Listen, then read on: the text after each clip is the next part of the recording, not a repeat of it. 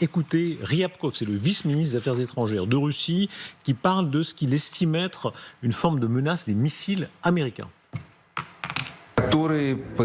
Les systèmes américains apparaissent de plus en plus dans des régions où cela a un impact direct sur notre sécurité.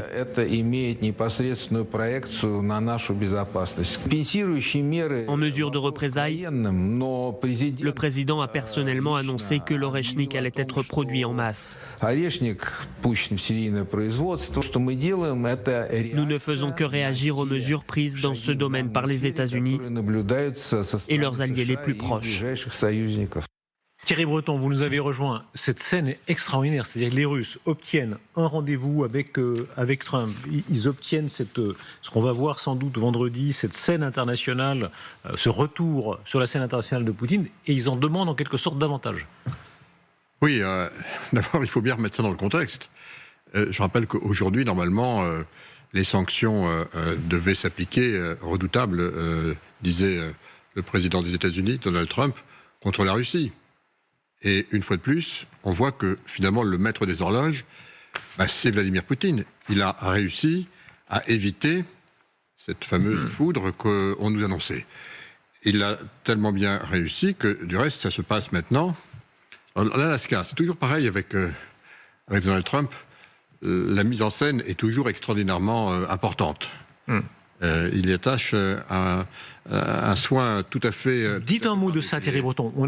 Prenons la carte, qu'on représente bien, qu'on se mesure bien ce que symboliquement, géographiquement représente l'Alaska, et pour les Russes et pour les Américains. Pour les Russes d'abord.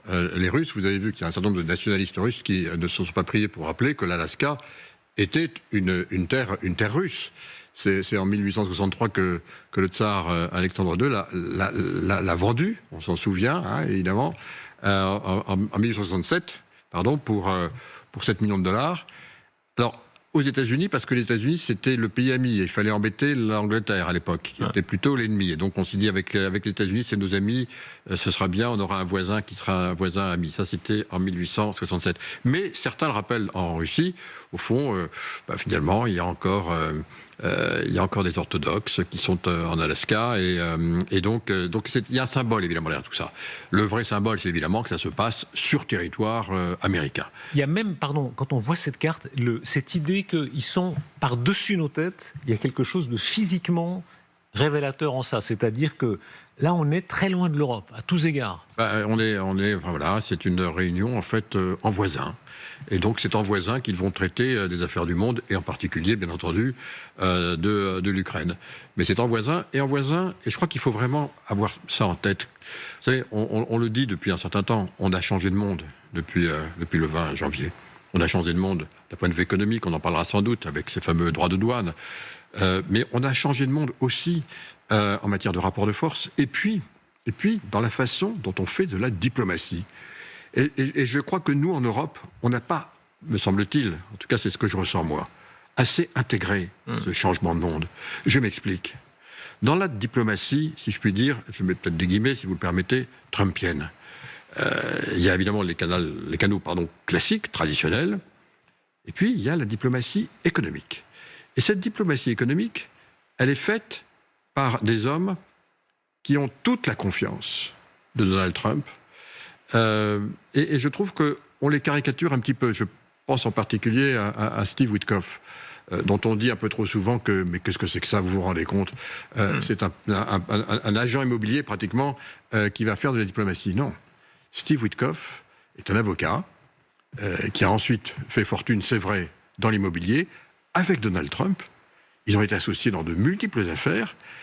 Ils sont donc extraordinairement proches, j'allais dire liés, y compris liés en affaires. Et c'est cette proximité, parce que cette proximité est là, que Donald Trump l'envoie comme émissaire de cette fameuse diplomatie économique.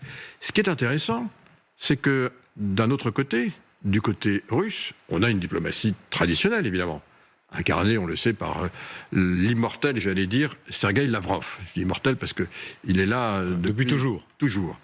Je n'ai pas ce que dire, mais peut-être plus longtemps que Poutine, tellement il est là depuis longtemps. Sergueï Lavrov, c'est la diplomatie, la grande diplomatie russe, avec tout l'appareil diplomatique derrière, dont on sait qu'il est extrêmement structuré et puissant. Et puis vous avez aussi une diplomatie parallèle, une diplomatie économique, faite d'hommes qui sont extraordinairement proches, alors cette fois-ci évidemment de Poutine, et je parle en particulier de celui dont vous avez évoqué le nom tout à l'heure. Kirill Dmitriev. Regardons, on va entendre sa déclaration parce que tout est révélateur dans ce personnage, et là vous avez un témoignage personnel qui est du reste vraiment l'alter ego de Steve Witkoff. Alors, écoutez, Kirill Dmitriev, c'est la cheville ouvrière, c'est un peu le maître d'œuvre côté russe de tout ce qu'on va assister, ce à quoi on va assister. Concernant le sommet entre les dirigeants russes et américains qui devrait avoir lieu, comme nous l'espérons, la semaine prochaine, cet événement pourrait évidemment devenir un moment historique important. Un événement au cours duquel la position de la Russie sera clairement transmise au président Trump. Et nous espérons que ce dialogue se poursuivra de manière encore plus active, y compris dans le domaine économique. Nous constatons que les investissements conjoints, notamment avec des investisseurs américains, par exemple les projets dans l'Arctique, les métaux rares, les projets d'infrastructure peuvent être mutuellement bénéfiques pour la Russie et les États-Unis. Et nous voyons que nous pouvons également développer des investissements conjoints dans des entreprises technologiques et bien d'autres domaines. Alors Thierry Breton, cet homme, il a rêvé de vous rencontrer, il a demandé activement de vous rencontrer. Racontez cette scène, c'est très important. Juste, vous voyez, c'est très intéressant que la Russie le sorte, si je puis dire, maintenant. Et il faut vraiment s'arrêter sur ce qu'il dit. Il dit qu'il faut faire des affaires. Il y a des affaires dans des entreprises technologiques, il y a des affaires sur des minerais, il y a des affaires sur l'exploitation, notamment de l'Alaska et de l'Arctique. On le sort du reste sous le portrait, je viens de le voir à l'instant, d'Ivan le Terrible. Et c'est pourquoi il est sorti maintenant. Il est sorti maintenant parce que précisément, il est d'abord le patron du fonds souverain russe, qu'on appelle RDIF. Russian Direct Investment, donc pour le fonds. C'est le fonds souverain russe qui investit dans différentes affaires, évidemment en Russie, mais aussi beaucoup à l'étranger. Alors c'est une personnalité qui est extrêmement singulière, il est très intelligent, il est très bien formé, il est du reste formé aux États-Unis. Il a fait son BA à Stanford, il a fait son MBA, ensuite il a un MBA à Harvard. Comme vous savez, j'ai enseigné moi-même, il était quelques années avant que je n'y sois, comme on en parlait. Du reste, systématiquement, dans toutes les promotions de MBA, il y avait, en tout cas du temps où j'enseignais, il y avait des Russes, systématiquement. Il en a fait partie. Et il en est sorti, du reste, très bien diplômé. Il a du reste ensuite travaillé au début de sa carrière chez Goldman Sachs, ensuite chez McKinsey. Donc, si vous voulez, il connaît vraiment par cœur notre système. Il est rentré ensuite en Russie et je vais revenir un peu à la question que vous me posez. Et il s'est rapproché beaucoup de Vladimir Poutine, d'abord par ses connexions, par son intelligence, son savoir-faire. Il a aussi épousé sa femme qui est extrêmement proche de la fille cadette de Vladimir Poutine. Et c'est par ce biais qu'il a certainement dû être beaucoup plus proche, et très proche maintenant de Vladimir Poutine, au point que donc il a confié la gestion de ce fonds souverain et qu'il n'est pas impossible du reste qu'il gère un certain nombre d'affaires peut-être pour lui, en tout cas, les médias s'interrogent. Et sur la volonté de ces gens de pénétrer l'Union européenne, dans l'affaire des vaccins, à l'époque où vous étiez aux affaires, il a tenté de pénétrer l'Union européenne. Oui, alors, en tant que responsable du fonds, vous savez qu'à l'époque, donc, on avait, nous, cette chance d'avoir pu avoir accès à ces vaccins à ARN messager, qui avaient été du reste en grande partie développés par des fonds européens, mais il fallait les produire. Tout le problème, c'est de les produire, et donc, avec mon équipe, on était là à courir l'Europe pour augmenter les capacités sur nos usines de vaccins, et c'était curieux, à chaque fois que je passais dans une usine, on me disait, il y a 15 jours, il y a 3 semaines, on a eu la présence de Russes, qui venaient justement financés donc, par les fonds russes, pour nous dire, mais attendez, arrêtez de faire travailler avec la Commission européenne, travaillez plutôt pour nous, pour faire le développement et la production de ces fameux vaccins. Alors eux, c'était un double adénovirus. Vous vous souvenez, c'était le vaccin Sputnik, dont on n'a jamais été très sûr s'il fonctionnait. Oui, on était pas très bien marché. On était plutôt convaincus qu'il ne marchait pas. Mais donc c'était intéressant, et effectivement, Kirill Dmitriev voulait absolument rentrer Vous me racontiez, Thierry Breton, cette chose incroyable que Madame Merkel vous avait appelé pour vous dire tu devrais le rencontrer. Non, Madame Merkel, elle était très, très inquiète du fait qu'elle était très souvent appelée par Vladimir Poutine, parce qu'évidemment, il s'interrogeait pourquoi on développait nos vaccins et pourquoi on ne prenait pas ces si bons vaccins russes, et effectivement, y compris avec des propositions qui venaient de ce fonds souverain pour précisément à intervenir. Nous avions fait des analyses et nous étions convaincus en ce qui nous concerne que ce n'était pas une bonne affaire que d'avoir ces investissements pour pousser le vaccin russe. Mais je dois dire qu'il y avait eu beaucoup de je dirais, de pression, de demandes. Ouais. Alors, retour à 2025, Thierry Breton. Mais ce qui est intéressant, c'est qu'on le voit maintenant. Qu'on comprenne bien maintenant à quel point cette diplomatie des milliards. Trump et Poutine sont des gens qui réfléchissent en milliards. Oui, et donc, je le redis, vous savez, c'est intéressant aussi parce que, à côté de la diplomatie classique, ils sont pas contents. Sergueï Lavrov, il y a eu du reste. Et c'est intéressant parce que Dmitriev fait partie des grands voyages. Il était là aussi en Arabie Saoudite avec Lavrov et Lavrov n'a pas souhaité qu'il soit assis à la table de discussion. Ils s'entendent pas bien. Ils s'entendent pas bien. Pourquoi ? Allons milliards. Comprenons. Allons avançons un petit peu. Thierry Breton, les milliards. Qu'est-ce qu'ils peuvent gagner ? Qu'est-ce que les Américains peuvent trouver comme intérêt très direct ? Là, ici, on voit la carte des minerais dans l'est de l'Ukraine. Qu'est-ce que Trump, sa famille, les Américains peuvent trouver comme intérêt très direct ? D'abord, il y a eu effectivement les minerais et il y a eu les terres rares. Et sur les terres rares, là aussi, Dmitriev était dans les équipes de négociation. Donc il a discuté, il en a discuté avec Witkoff. Donc ce qui est intéressant, c'est qu'encore une fois, il y a cette notion de on fait la paix, mais on se partage ensuite. Alors il y a l'Ukraine, mais il y a, je le dis maintenant, sans doute d'autres secteurs, l'Alaska et l'Arctique. Et je pense que c'est de ça dont on va parler. Il va falloir voir effectivement dans les équipes de négociation. J'ajoute que le fameux fonds souverain et son patron sont aujourd'hui interdits. Ils sont sous sanction depuis 2022. Donc on lève les sanctions. Il est du reste venu 2 fois à Washington. À chaque fois, il y a donc un laissez-passer, un blanc-seing pour lever les sanctions. C'est très intéressant de voir, vous aurez des indications déjà, en regardant exactement comment est constituée la délégation russe et bien entendu la délégation américaine, parce que, je le redis, aux côtés des négociations classiques. Et donc, nous, on tourne en rond. Qu'est-ce que ça veut dire mais au fond, on voit que J.D. Vance dit rien de plus que ce qu'on doit dire. Il a du reste, à mon avis, aucune information, parce que personne ne sait comment la dynamique va tourner. Et seul Trump est le patron dans cette affaire. Et Trump s'en remet souvent, du reste, encore une fois, aux logiques de négociation. Mais ce qui est intéressant, c'est de savoir de quoi on va négocier. Et je pense que au-delà des négociations, de savoir est-ce qu'on va le partage de territoire. La personne, qu'est-ce que ça veut dire partage de territoire ? Partage de territoire, ça veut dire quoi ? Alors, est-ce que maintenant il va falloir pour compenser les besoins et les demandes de Poutine aller jusqu'à dire on va donner une concession à 99 ans ? On commence à le dire. Ça veut, qu'est-ce que ça veut dire ? Ça veut sans doute rien dire, car on ne voit pas comment aujourd'hui Vladimir Poutine reculer des territoires qu'il a occupés. La tradition impériale des Américains d'avoir, comme les Romains le faisaient, l'Empire romain, il y a les troupes, et derrière, il y a les financiers, les milieux économiques, quand Bush, fils, en Irak, avait emmené dans ses bagages Halliburton. Et si on remonte, même pendant l'entre-deux-guerres, les financiers américains, en Allemagne, avaient beaucoup investi et ça a pesé. Mais c'est une tradition américaine. Vous avez rappelé, entre deux guerres, on s'en souvient, effectivement, les JP Morgan sont venus investir massivement dans l'Allemagne d'après-guerre, y compris du reste en restant dans l'Allemagne qui devenait nazie. Ils n'étaient pas les seuls. Il y avait Ford, il y avait General Motors, il y avait même Coca-Cola, il y avait IBM, et il y avait les banques américaines. Oui. Donc ça, c'est la tradition américaine. Ce qui est un peu nouveau, je crois qu'il faut aussi le dire, non pas pour s'en plaindre, mais c'est un état de fait. C'est que derrière, il y a aussi des intérêts personnels. Parce qu'on le voit aujourd'hui. On l'a vu notamment à l'occasion de la tournée du président des États-Unis, Donald Trump, avec son fils, avec aussi la famille qui vient derrière et qui vient aussi pour les affaires. Et ça, c'est quand même assez inédit. Parce que, évidemment, il y a toujours cette tradition américaine où on emmène les entreprises pour derrière, bien finalement on négocie et elles sont là. Je faisais allusion à la tradition de l'Empire romain.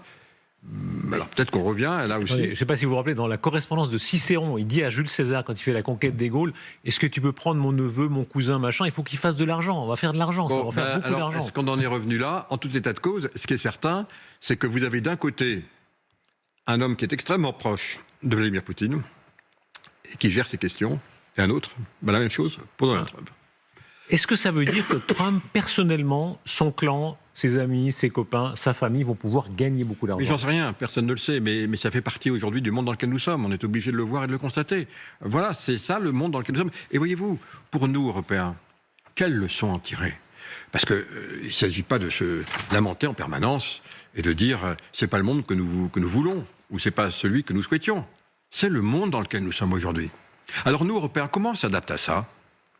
On envoie des équipes de brillants techniciens, technocrates, pour aller négocier avec cette diplomatie classique, cette nouvelle diplomatie parallèle, économique. Et c'est pas possible. Il faut vraiment que nous changions nous aussi de marqué. Alors je dis pas qu'il va falloir envoyer des équivalents d'un Dimitri, d'un Kirill Dmitriev ou d'un Steve Witkoff, quelle que soit leur responsabilité par ailleurs. Je dis simplement qu'il faut que nous changions, nous aussi, de dimension dans notre façon d'appréhender ce monde-là. Et sans ça, c'est quoi ? Sans ça, c'est cette image absolument épouvantable, tragique, du sentiment que l'Europe se couche. Écoutez cette nouvelle déclaration de Vance, le vice-président Vance, qui date d'il y a quelques instants, où il fait le point sur, oui ou non, est-ce que Zelensky pourra être très vite rejoindre, disons, la table de négociation. Écoutez. L'un des blocages les plus importants est que Vladimir Poutine a déclaré qu'il ne s'assoirait jamais avec Zelensky, le président ukrainien. Et le président veut maintenant que cela change. Nous sommes à un point où nous essayons maintenant, pour déterminer le calendrier et d'autres éléments du genre, à quel moment ces trois dirigeants pourraient s'asseoir et discuter de la fin de ce conflit. Voilà, on a un début de scénario, peut-être le président Zelensky qui rejoindrait ensuite en Alaska. Voilà. Est-ce qu'il y a pour vous un scénario dominant ? Non, mais je pense que pour l'instant, rien n'est arrêté. Et je pense que sincèrement, pour l'instant, c'est une rencontre qui va être la rencontre Trump-Poutine. Derrière, la chorégraphie, elle n'est pas encore arrêtée. J.D. Vance était en Grande-Bretagne il y a quelques jours, je crois que c'était pour avoir l'occasion de vacances familiales.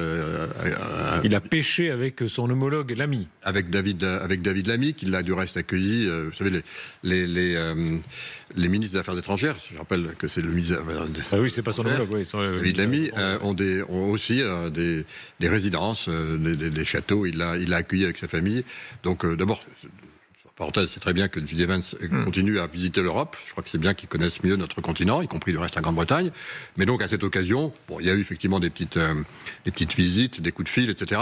Mais je pense sincèrement que celui qui est dans le driving seat, comme on dit, dans le siège du conducteur, c'est vraiment Donald Trump, et c'est lui qu'il faut écouter. Il faut l'écouter avec vraiment, pour lui, ce qui va être très important. C'est pour la première fois, donc, depuis 7 ans maintenant, cette rencontre en tête-à-tête avec Vladimir Poutine sur territoire américain. Et donc, c'est ça qui va primer. Thierry Breton, comment ressentez-vous ce qu'on a entendu tout à l'heure sur ce plateau ? Pendant près de 4 ans maintenant, 2022, entre 2022 et 2025, les dirigeants européens ont répété « il ne faut pas que Poutine avance davantage ». Tous ont dit ça, presque tous. Et de fait, il est en train d'avancer davantage. Et tout semble indiquer que même les Européens, même les Ukrainiens vont peut-être entrer dans une négociation, une discussion territoriale où, de fait, après la Géorgie, après la Crimée, Poutine aura de nouveau un peu avancé. Et on connaît encore une fois l'objectif de Poutine. L'objectif de Poutine, c'est de regagner, il le dit, ne cesse de le dire, de reconstruire, de reconstituer peu ou prou l'ancien empire soviétique. Il le dit, et la façon dont il s'y prend, et le mode opératoire est connu. Il s'attaque d'abord effectivement aux territoires qui sont des territoires russophones. Il déclare que ces populations russophones sont opprimées. Et il vient donc les délivrer de l'oppresseur, c'est-à-dire le pays qui les abrite. Et pourquoi ne l'arrête-t-on pas ? C'est vrai pour la Moldavie, c'est vrai pour la Géorgie, c'est vrai maintenant pour l'Ukraine. Et donc, on a tout fait pour l'arrêter. Il faut pas dire quand même, j'entends... Oui, la France a beaucoup donné. Mais pas que la France. Je rappelle que l'Europe a été le premier contributeur, toutes poches confondues, que ce soit pour accueillir les... Mais vous parlez au passé. Vous parlez au passé. Toujours, y compris sur les équipements militaires, et bien entendu pour financer le budget. Donc on est évidemment complètement en soutien, donc il ne faut pas dire que... Voilà, et on va continuer, j'en suis convaincu, on va continuer. Jusqu'à reconquérir les territoires ? Alors là, c'est un autre sujet, et c'est pour ça que... non, c'est pas un autre sujet, c'est le sujet. Non, mais c'est un sujet... D'abord, pourquoi je dis c'est un autre sujet ? Parce que nous sommes en été, et qu'évidemment l'été...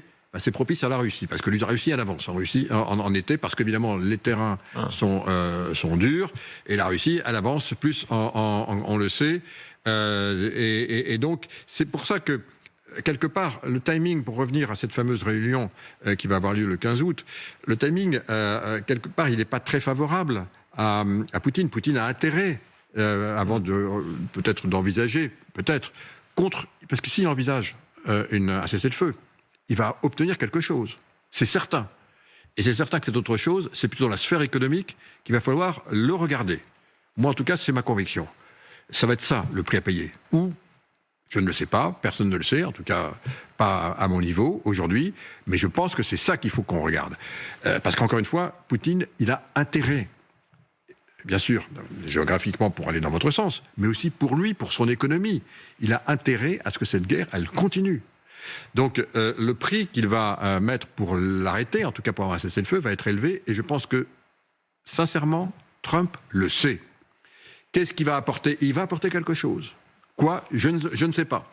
Suivons encore les discussions qui vont avoir lieu entre Witkoff et Dmitriev. Je pense que c'est une clé pour voir, enfin encore une fois, avoir une idée du spectre global de ce qui va se produire. Écoutez, le principe posé par Trump, qui est celui de l'échange territorial. Oui, il y aura des échanges de territoire, dit le président américain. Vous parlez de territoires qui ont été disputés pendant 3 ans et demi. Beaucoup de Russes sont morts. Beaucoup d'Ukrainiens sont morts. Nous examinons donc la situation. Nous cherchons à en récupérer certains, à en échanger d'autres. C'est compliqué. Ce n'est vraiment pas facile. C'est très compliqué. Non, l'idée est bonne. On échange des territoires. Sauf qu'encore une fois, quand on dit échanger des territoires, ça voudrait dire qu'à part la région de Koursk, qui est quand même un territoire qui est réduit comme une peau de chagrin, qui a été conquis par l'Ukraine, on a d'un côté un territoire de quelques centaines de kilomètres carrés, et de l'autre côté, on a 20% du territoire ukrainien. Donc l'échange, je ne vois pas très bien comment il pourrait s'opérer. Est-ce que derrière, parce qu'on est toujours dans les logiques immobilières, il y a l'idée qui commence à fleurer, de dire, bon, écoutez, ok, vous gardez votre territoire, mais en fait, on donne une concession, un bail, alors 49 ans, 99 ans, pour que vous gardiez ces territoires, et puis après ça revient à l'Ukraine. Je pense qu'aujourd'hui, ils ne le savent pas trop. L'objectif, c'est un cessez-le-feu. Il est accepté de façon claire de la part, avant même, encore une fois, toute discussion.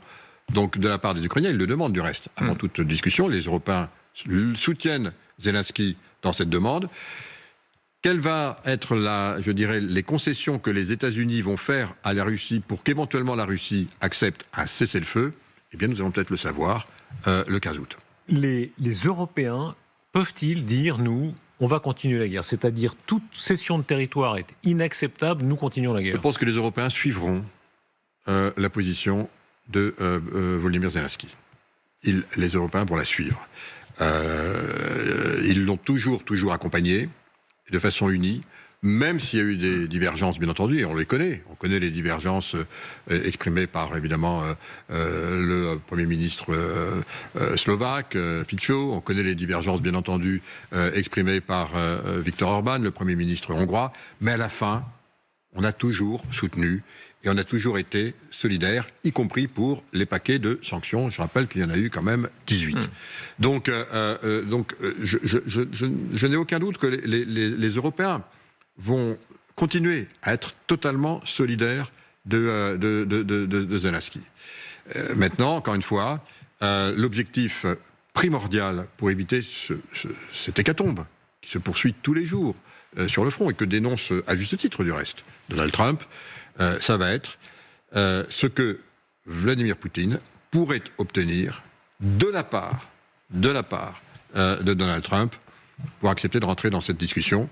Et là, tout est ouvert aujourd'hui à l'heure où nous parlons. Les Russes se montrent par avance menaçants à l'égard des Européens.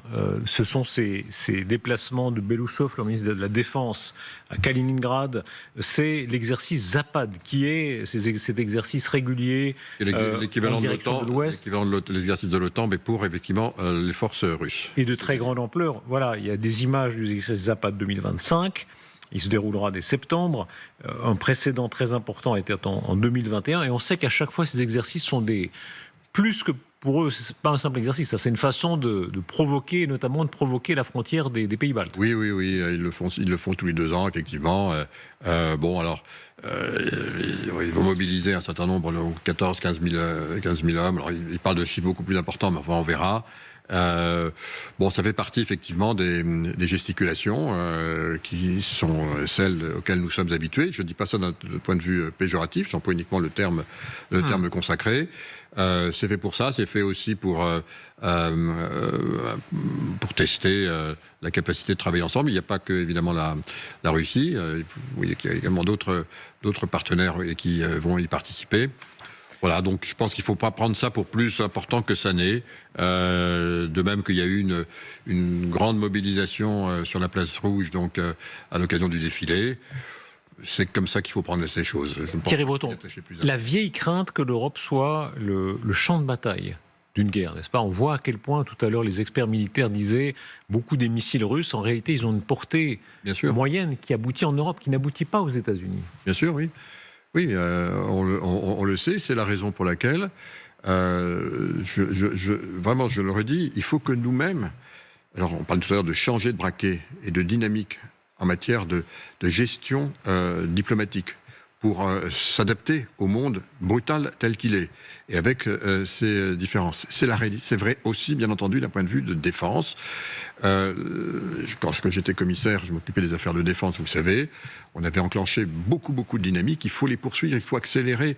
Et puis, il faut investir massivement pour pouvoir augmenter notre capacité de production. Et enfin, les discussions qui ont eu lieu il y a quelques semaines sur, je dirais, l'arme nucléaire, l'usage de l'arme nucléaire, qui évidemment est à la seule main française, on le sait en tout cas, parmi les 27.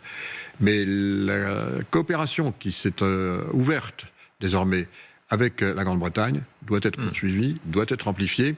Et les discussions que nous devons avoir ensemble sur cette question, quand je dis ensemble, c'est les 27, non pas encore une fois pour partager, ce ne sera jamais partagé, mais pour voir comment effectivement, ensemble, nous pouvons avoir toutes les composantes des uns et des autres pour exercer pleinement notre souveraineté, y compris en matière de dissuasion, me semble primordial. C'est vraiment maintenant ce à quoi les Européens devraient se consacrer, j'allais presque dire à 100% et immédiatement, et pas attendre dans 6 mois. Maintenant. Vous voyagez beaucoup, Thierry Breton. Quand on voit le Premier ministre indien parler en termes tellement amicaux à Vladimir Poutine, les Indiens, les Chinois, une grande partie des Africains, tous ces peuples qui ont été colonisés par les grandes puissances coloniales qu'étaient la France, l'Angleterre, etc. Est-ce qu'il y a un sentiment de revanche ? Je ne le dirais pas comme ça au niveau des dirigeants. D'abord que Modi, le Premier ministre indien, parle de façon amicale avec Vladimir Poutine après s'être pris, pardon, cette expression, 50% de droits de douane, tout simplement parce qu'il raffinait le pétrole russe, c'est compréhensible. Et j'allais dire, encore plus dans la logique indienne, on connaît du reste, il ne faut jamais l'oublier, la proximité historique de l'Inde, après la décolonisation britannique, de l'Empire soviétique. L'Inde faisait partie, je dirais, de ce glacis du côté soviétique, tout en gardant son autonomie, on s'en souvient.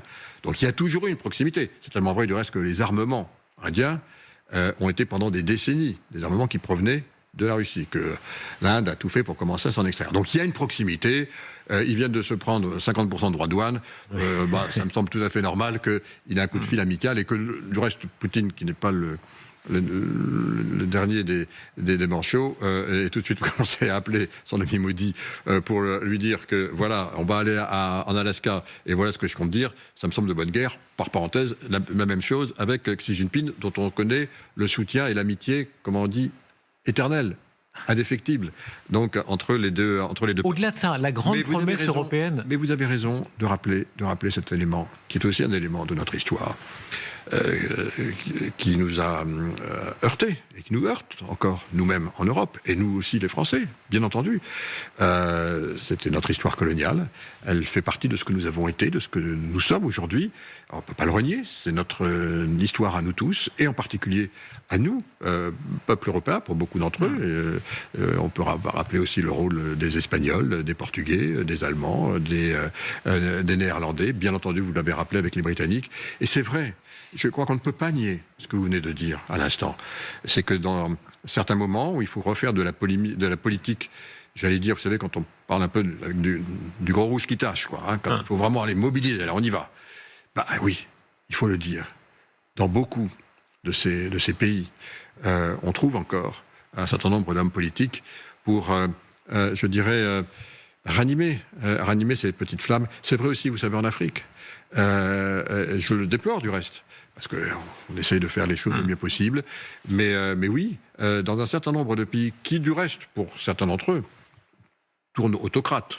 On peut aussi le dire, on ne va pas les citer pour se mettre mal avec personne, même si, suivez mon regard, ils se sont reconnus, pour justifier de ces positions un peu radicales, de ces maintiens au pouvoir, j'allais dire, quasiment séculaires, presque, pour certains, on en appelle bien souvent à ces vieux réflexes. Donc la réponse c'est oui, et je l'ai vu moi-même, lorsque du reste, je vais souvent en Afrique, comme vous le savez, lorsque Vladimir Poutine lui-même a fait le tour pour expliquer sa démarche. Il rappelait, parce que ça m'a été dit à ses interlocuteurs, chefs d'État africains, le rôle colonial de ceux qui soutenaient aujourd'hui l'Ukraine. Alors c'est un peu, je dirais, singulier, parce que qu'est-ce que fait finalement la Russie aujourd'hui, si ce n'est que d'aller annexer, donc coloniser, allez dire, donc des pays souverains. Thierry Breton, l'exemple est intéressant. On voit bien à quel point le colonialisme russe a laissé des traces si fortes chez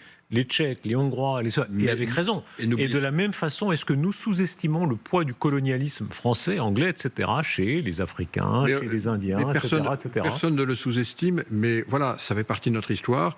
Je crois que les pages ont été tournées. Si, on a tendance, soyons honnêtes, on avait tendance un peu, beaucoup d'entre nous en Europe se disent c'est de la vieille histoire, arrêtez de nous embêter avec ça. Oui et non, parce que c'est peut-être ceux qui ne voyagent pas, et quand on voyage, et quand on est un citoyen du monde, on doit intégrer en permanence l'histoire qui a façonné le monde tel qu'il est aujourd'hui, et vous avez raison, ça en fait partie. La dimension... Et en tout cas, c'est vraiment, et c'est aussi là aussi quelque chose qu'il faut que nous intégrions nous-mêmes Européens. Nous ne sommes évidemment pas plus un empire colonial. On a fait notre aggiornamento, nous, ça c'est clair. Mais on est le seul à le faire, c'est ça le problème. Non, il faut aussi toujours se mettre en permanence. Alors non pas se culpabiliser et se battre notre coupe, c'est pas comme ça qu'on va avancer, mais se mettre dans la peau, évidemment, de ceux qui sont nos interlocuteurs. Bon, encore une fois, la flagellation ou l'autoflagellation a ses limites. La notion de race, le mot chez nous en Europe, on vit dans l'idée généreuse et tellement honorable que la race est dépassée, que la nation est dépassée. C'est pas du tout le climat en Chine. En Chine, évidemment, la nation, la race, est une chose qui compte beaucoup dans la vision du monde des Chinois, dans la vision du monde des Indiens. Vous avez d'abord en Chine, je dirais, 92% de la population est une population Han. Ouais. Et c'est vrai que c'est la population qui... Voilà. Les autres, il y en a 52 qui ont été répertoriés, mais enfin, c'est pas les... Voilà, il vaut mieux être Han que pas être Han, hein, en Chine, c'est clair. Et c'est vrai que voilà, l'intégration de non-Han, y compris quand on vient de l'étranger, il n'y a pas beaucoup de Han qui ne sont pas en Chine, n'est pas toujours aisée. Mais vous savez, c'est vrai aussi en Inde, vous avez raison. Bon, une fois qu'on a dit ça, on peut parler aussi du Japon, par parenthèse, hein. Mais une fois qu'on a dit ça, voilà, c'est le monde. C'est vrai que pour nous, Européens, notre projet, c'est un projet qui évidemment... C'est un projet multiculturel, c'est un projet d'intégration, c'est un projet fondé sur l'état de droit, je l'espère en tout cas, c'est ce que je porte moi sur l'effort, la reconnaissance, le progrès. Voilà, aujourd'hui, on voit que tous ne partagent pas notre projet. Eh bien, voyez-vous, c'est pour ça qu'il faut qu'on se batte encore plus. Et parlons-en de l'état de l'Europe aujourd'hui. Deux images qui marquent l'été. C'est d'abord Ursula von der Leyen en Écosse qui a voulu, etc., céder face à Donald Trump. J'aimerais un premier commentaire de cette image-là. C'était le 27 juillet, les 15%, Madame von der Leyen qu'on sent un peu tétanisée par moments en se disant qu'est-ce que je peux dire ou non face à Trump? C'est une image qui a été immensément commentée et qui le sera, et qui va rester dans le livre d'histoire. Hélas. Je dis hélas parce que elle, vous savez, comme toutes ces images qui marquent, elle dit beaucoup. Et qu'est-ce qu'elle dit? Elle dit finalement la capitulation d'une Europe devant un oukase de Donald Trump. Vous avez dit capitulation? Capitulation, oui. On a capitulé, oui, la capitulation de l'Europe. Pourquoi je dis ça? Parce qu'évidemment, on a l'impression que la présidente de la Commission, qui représente les 450 millions de concitoyens européens, que nous sommes, je ne dis pas qu'elle l'a oublié, mais elle donne l'impression de l'avoir oublié, pour n'être attentif qu'à une chose, ne pas déplaire à Donald Trump. En oubliant que ne rien dire et acquiescer au fait que Donald Trump dit « c'était pas juste, vous nous avez maltraités parce que vous aviez vous exportiez trop aux États-Unis et nous pas assez chez vous, tout simplement parce que les produits européens étaient plus prisés aux États-Unis que l'inverse en Europe. » Et que Ursula von der Leyen dit « oui, vous avez raison, et pour corriger ça, eh bien, nous allons accepter les droits de douane. » Vous voyez, cette simple phrase, qui est fausse économiquement. Elle a été évidemment prononcée pour apaiser l'homme le plus puissant des États-Unis et quelque part du monde. Et en oubliant que finalement, c'était nous tous, Européens, qui étions impactés. Alors on aurait pu imaginer, on aurait pu espérer, je dirais, vous voyez, des discours peut-être tels que ceux qui ont pu prononcer le Premier ministre canadien, le chancelier Merz. Non, je ne suis pas d'accord avec vous, mais très bien, vous mettez 15%, c'est votre droit, et donc nous nous battrons. Voilà, on a vraiment donné l'impression que l'objectif majeur, c'était de ne surtout pas créer de vagues, mais c'est pas le problème de créer des vagues. Nous, quand on représente 450 millions de personnes, on doit vraiment avoir en tête en permanence qu'on représente la dignité de ces personnes. Et le comportement que nous avons doit être un comportement à la hauteur du poids de ce que nous représentons. Thierry Breton, est-ce que ça représente pourtant une opinion plus profonde? L'atlantisme, c'est-à-dire, je ne sais pas ce que c'est, je n'entends pas sauder les cœurs et les reins, je n'ai pas l'intimité intellectuelle de Mme von der Leyen, mais pour un certain nombre d'Allemands, militairement, les Américains sont les patrons. Mais vous avez raison, c'est notre histoire. Mais cette histoire, elle est faite aussi pour évoluer. Bien entendu que à partir de la reconstruction de l'Europe après la Seconde Guerre mondiale, après aussi l'échec de la Communauté européenne de défense en 1954, où on le sait, les Américains poussaient avec les Anglais pour avoir une armée européenne, et que ce sont, on le sait, on s'en souvient, les Français qui ont finalement... ça avait été voté par 5 des 6 membres de l'Union à l'époque, et c'est le Parlement français qui, à la fin, in fine, l'a rejeté. Et donc ça a, quelque part, projeté l'Allemagne dans les bras des États-Unis. Et voilà, on a tous notre part de responsabilité dans cette histoire. Sauf que maintenant, on n'est plus en 1954. On est en 2025. Donc on est 75 ans après, 70 ans après. C'est donc un autre monde.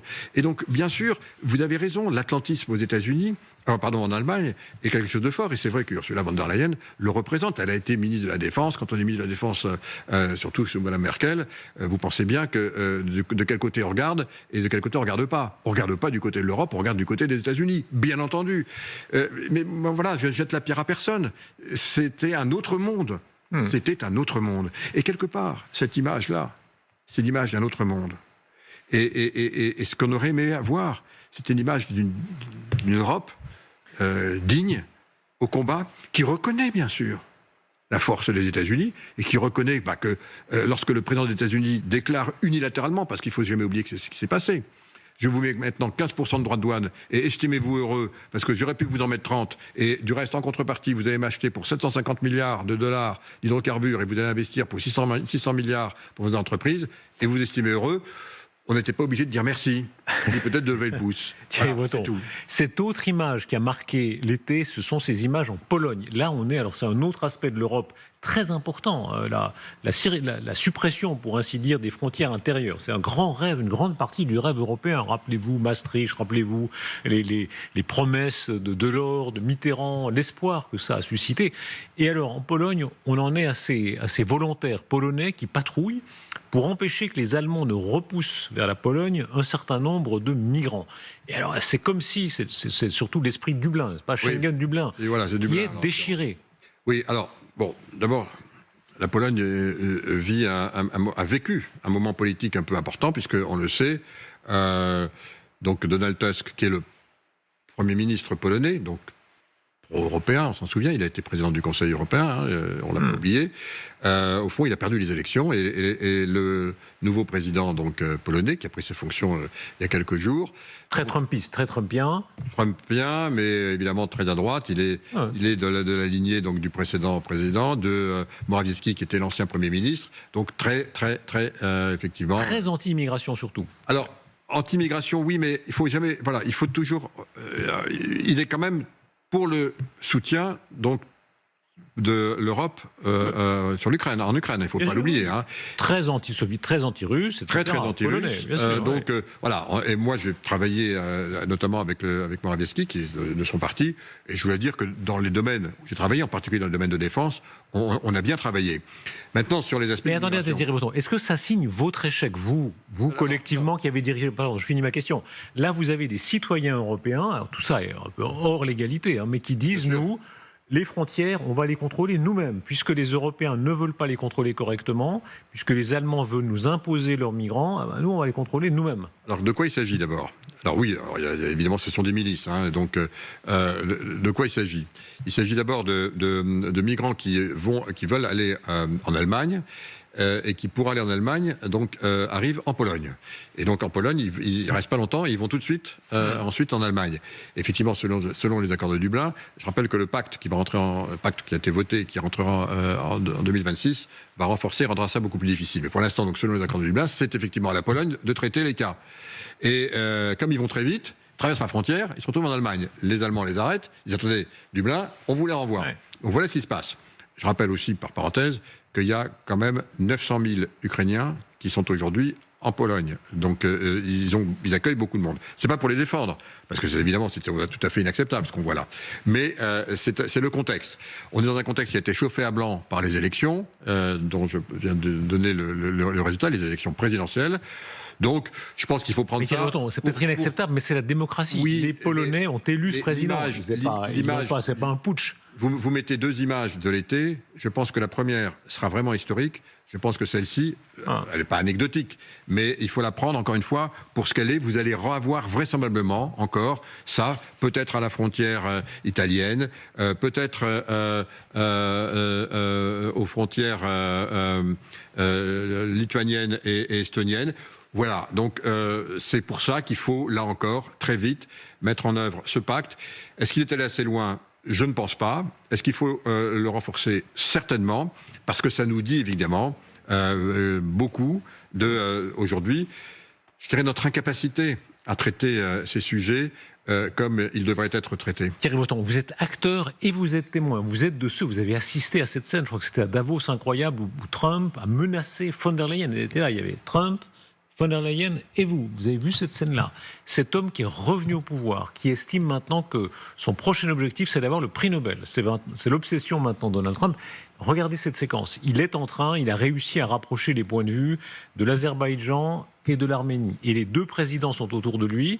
Et dans un numéro de courtisanerie assez saisissant, l'un et l'autre disent qu'il faut surtout que le président Trump ait le prix Nobel. Regardez. Alors peut-être que nous sommes d'accord avec le Premier ministre Pachinian pour envoyer un appel commun au comité Nobel afin qu'il décerne le prix Nobel de la paix au président Trump, parce que...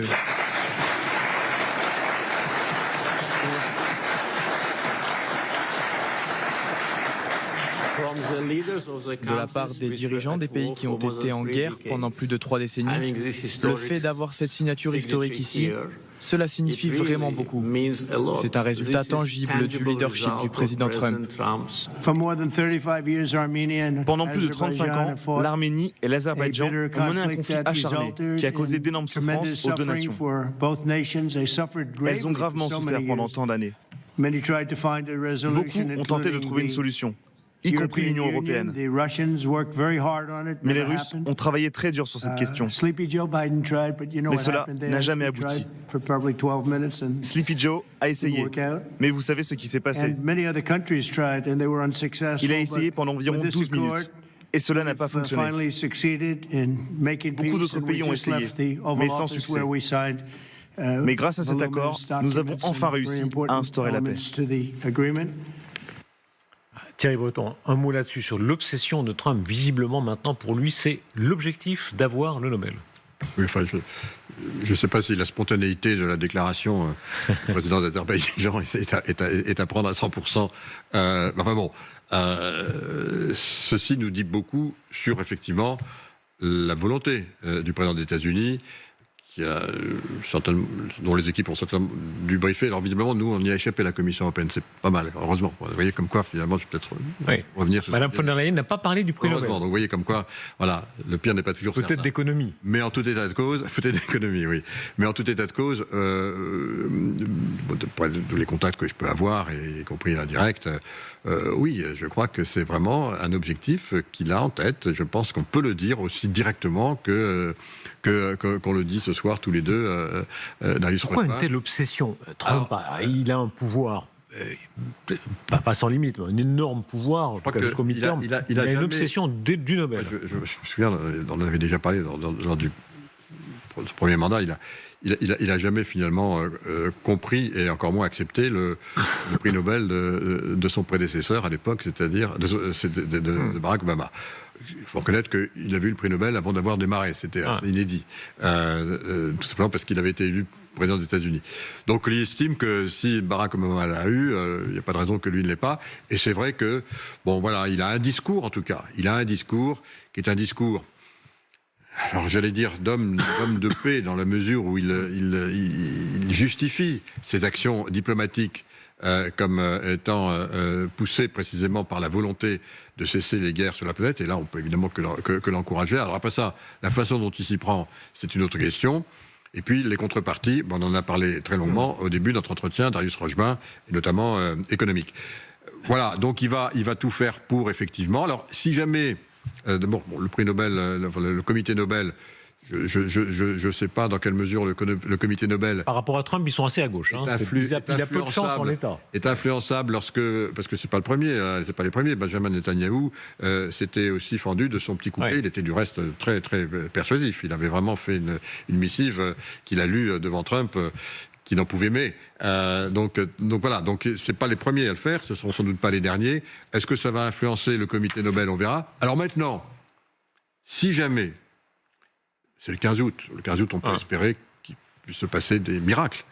Si jamais, le 15 août, il y a un miracle à Anchorage, alors ça le propulsera peut-être un peu plus sur le chemin de ses aspirations, j'allais presque dire célestes. S'il obtient l'image, alors qu'on s'en réjouisse ou qu'on le déplore, selon qu'on veuille que l'Ukraine reconquiert tous ses territoires, mais s'il a l'image d'un côté Poutine, de l'autre Zelensky et la signature d'un accord, il se rapprochera peut-être d'un Nobel. Alors l'accord n'y est pas encore, on n'y est pas. Peut-être l'espoir d'avoir un cessez-le-feu temporaire. Je pense que c'est la première chose qu'il faut essayer d'avoir, et c'est un objectif qui est simple à dire comme ça sur un plateau.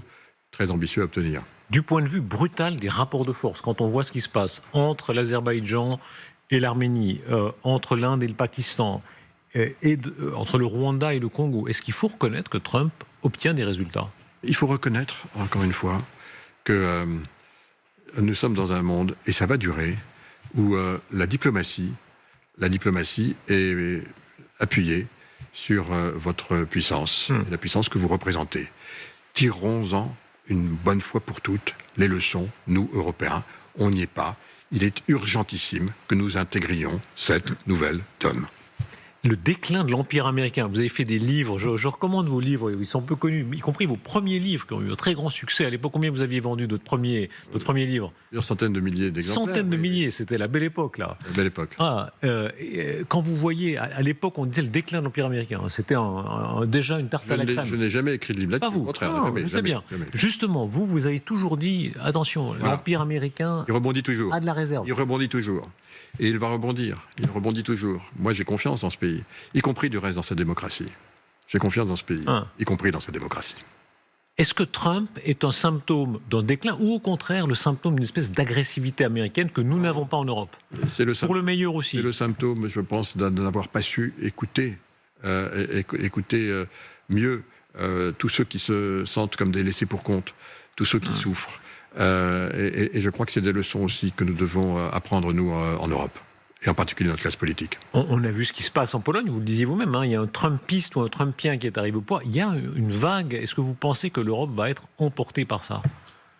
C'est trop tôt pour le dire. Il y a effectivement une vague, mais cette vague, elle n'est pas majoritaire, mais c'est vrai qu'elle est puissante. Et encore une fois, elle s'appuie sur des mécontentements, et des mécontentements qui sont pour beaucoup légitimes et qui ne sont pas assez entendus. C'est ça, le Trumpisme. C'est avoir réussi à créer une résonance entre ces mécontentements, ces incompréhensions, y compris du monde qui vient, et puis une élite qui donne le sentiment, finalement, de ne travailler que pour elle, de continuer à être dans son monde, dans son quant à soi, et de ne pas écouter ceux pour qui elle est censée travailler. Merci Thierry Breton.